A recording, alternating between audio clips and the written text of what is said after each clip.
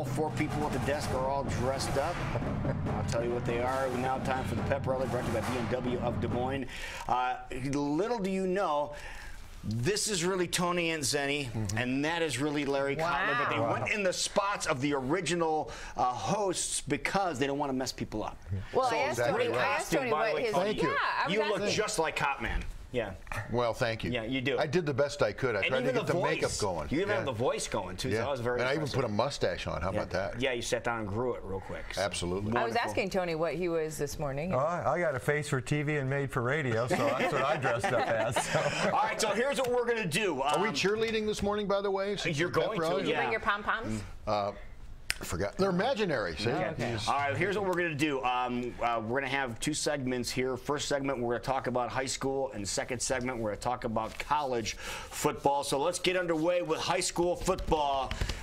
I almost wanted to call you Cotman. You look so much like Tony, but Tony, what's going on? Second round of the playoffs get underway Monday, so the short turnover because of the playoff system to get it all in before the Unidome. And, you know, when you look at Monday's games, in all 6 classes, there are 8 rematches from the regular season, and half of those come in Class 4A. So a lot of teams still meeting each other for the first time this year, so that makes it interesting. As far as the Class 4A on Monday here in the central Iowa area, over at Ankeny, there'll be a doubleheader. The first game will be Lewis Central of Council Bluffs traveling in to play the Ankeny Hawks.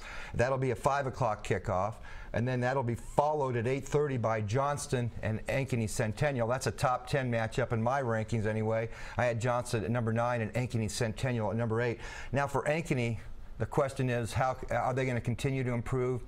Chris McLeod took over at quarterback. He had played some quarterback when they used the Wildcat offense, which basically meant Chris McLeod was going to run the football. He's going to have to throw a little bit now because Ryan Hawkins injured and out for at least right now, and so McLeod's taken over at quarterback. So that kind of hinders an offense that had kind of both of them in there, and mainly Hawkins, and he was a good passer. So Ankeny may be more tuned to the running game than the balanced offense they had. And Lewis Central, Larry's did their game, Larry, and you know that they can play some pretty good defense, and they, in a way, people called it a mild surprise, but they defeated Urbandale, and both those teams were hovering around that number 10 mark or trying to get in the top 10. So Lewis Central surprised Urbandale on Wednesday night. So it should be an interesting matchup with Lewis Central and Ankeny. I like Ankeny's balanced offense, and their defense has been solid all year. I saw Lewis Central against Dowling Catholic, and one thing about Lewis Central, they hung in that game against Dowling Catholic, and that was the week after Dowling Catholic had beaten Valley, so there was some concern, you know, not really concern, but there was some thought that, well, maybe they had a letdown after the upset over Valley, even though it's weird to think of Dowling Catholic with an upset win, but at that time Valley was number 1.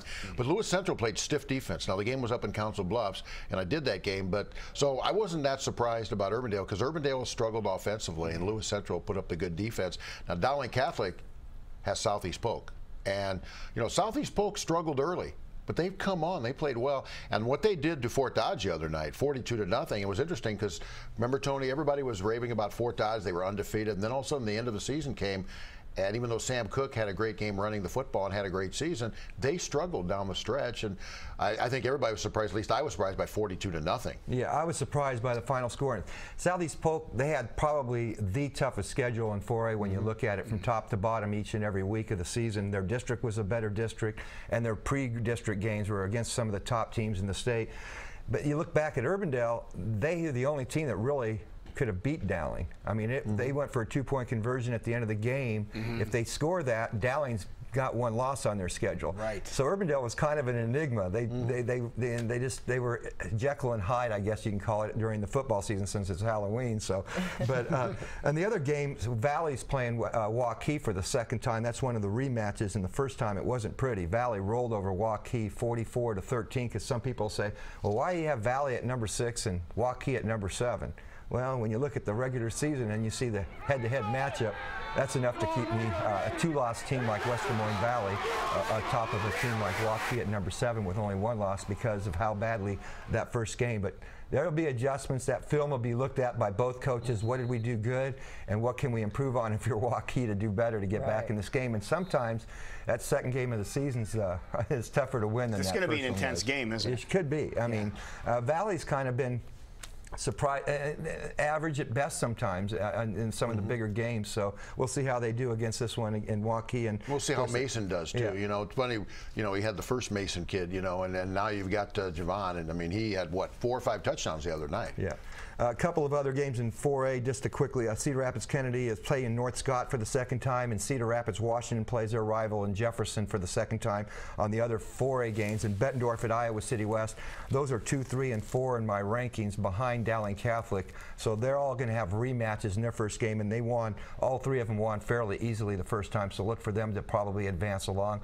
We'll find out about Dowling Catholic, as Larry said, with Southeast Polk. But Polk had that monkey wrench at the end of the year when Ankeny went in there, and we thought it was going to be a great game, and Ankeny beat them pretty good. So they had that hiccup at the end of the season. That's Monday too. at 7 o'clock? Okay. Right. Yep. Of course, in 3A, none of the top 10 teams are going to play each other for the second time, so there's no like opponents from during the regular season. But here in the area, Creston's at #1 Pella. Creston turned around a regular season loss, and I mean, not only beat him, but beat a Harlan team that when you say Harlan, you say, wow, you know, 31-14, and a young man had a great game for them with Schiltz. He had 364 yards of rushing against Harlan. Now, the same thing happened last year with this Creston team. They lost to DCG during the regular season badly, and then they beat him in the playoffs, and it was Schiltz who nobody could stop. So here's this kid making his name. He's just a junior this year. Last year he was a sophomore, so here's a young man to keep an eye on. And Pella, their defense has been great. As much as you look at their offensive numbers and their great players that they have, their defense is fantastic. They're the team to beat in 3A. After that, it's who's going to play Pella. Well, Creston's going to try to make sure that Pella's not the team anybody's playing, but it'll be hard for them. Dallas Center Grimes is at Ballard. And for DCG, another quarterback issue. Kluver, we talked about last week, out for the season. So the question is, how will they had a nice win in the first round, but as they get deeper in the playoffs, I think that quarterback issue is going to come to fruition, and it'll be a little tougher for the Mustangs to keep on rolling. But they're a good football team. Can you just touch on the other teams here? Who are we keeping an eye on? Norwalk at Gilbert. That's a top 10 matchup, and so that should be a fantastic game in Class 3A. I'm going to throw another team in there because I saw Carroll the other night. Carroll and Glenwood, and Carroll blew them out. It was supposed to be a very close game, and they had a kid named Matt Pock who ran. I didn't have the stats on the game, but he had to run for well over 200 yards in that game. And they had a quarterback by the name of Malinsky who threw for 5 touchdown passes, including 4 to one guy. So, I mean, they played very well the other night against Glenwood, so just watch out for them. Just all right, Tony, what about Madrid? Madrid's at Van Meter. Now, this is interesting because Van Meter ended up #6 in my rankings, just once beaten. Madrid had a few losses, but that one loss from Van Meter was game 1 of the regular season, non-district, against Madrid, 50-35. Wow. So this is a rematch, but this time it may be the Bulldogs instead of the Tigers. We'll find out how that turns around because Van Meter just kept getting better and better during the regular season. What about Pella Christian? Pella Christian's going to be up against it. They're taking on West Branch, and just a traditional power over there in West Branch. So the #2 team in my final rankings. So, and Pella Christian's a good team, but I don't know if they're going to match up with West Branch in that one, especially on the road. Colfax Mingo, Larry's little adopted team, the Tiger Hawks, they're at Mount Ayr. Mount Ayr has 2 losses. They were both in non-district, and they were both against 3A teams.